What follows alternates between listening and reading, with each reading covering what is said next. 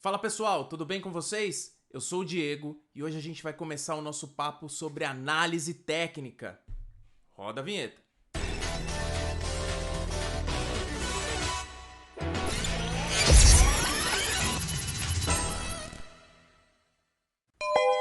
Pois bem, o ponto básico nesse primeiro momento é entender como nós podemos analisar os movimentos dos preços nos ativos e nos papéis, e basicamente a gente tem três formas para fazer isso.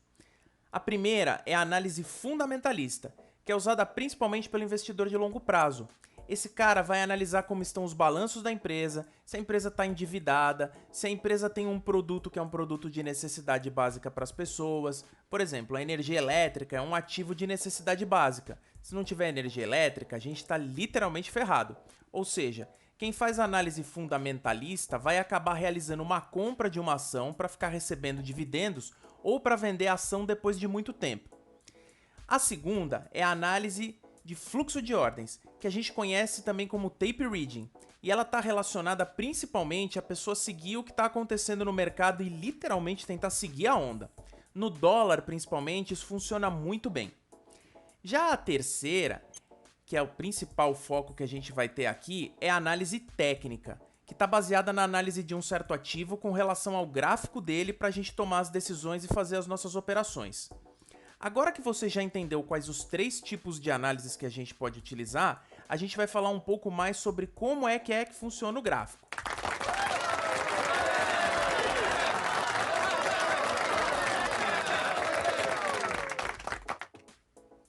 Aqui, ó, é onde rola o panorama de tudo que acontece com os ativos da bolsa. E basicamente, o preço desconta tudo. Notícias, problemas políticos, tudo que acontece no mundo acaba refletindo aqui no gráfico. Essa frase tem que ficar gravada na tua mente. Preço desconta tudo. Antes de mais nada, vamos falar sobre os quatro principais tipos de gráfico que você pode utilizar para fazer as suas análises.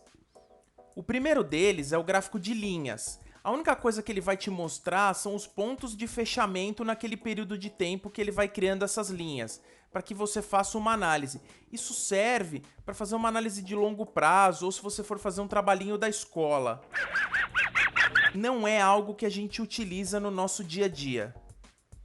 O segundo é o gráfico de barras. Ele tem essa característica parecida com a do candle, porque ele mostra abertura, fechamento, máxima e mínima da movimentação ali.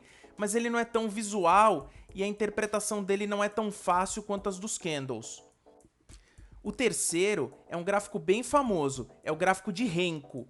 Esse cara é um gráfico atemporal e que está baseado somente no preço. Ou seja, você vai marcar a quantidade de ticks que você quer analisar. Aí no caso eu marquei 20, que no mini índice representa 100 pontos. Então a cada 100 pontos que o mini índice se movimentar para cima ou para baixo, ele vai criar essa nova caixinha que você está vendo aí na sua tela.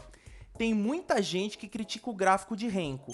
E se você ouvir alguém falando que o gráfico de Renko não presta, manda esse cara estudar, porque ele não tem a menor ideia do que ele está falando.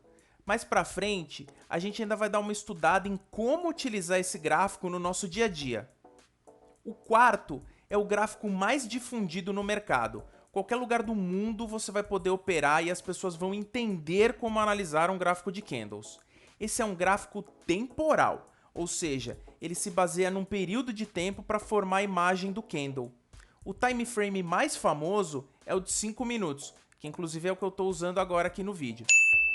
Mais pra frente, no gráfico de candlestick, eu vou explicar exatamente todos os pontos que a gente tem nesse gráfico.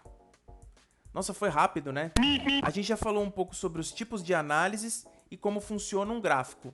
No próximo vídeo, a gente vai estudar exatamente o que é o candlestick. Um abraço e até a próxima!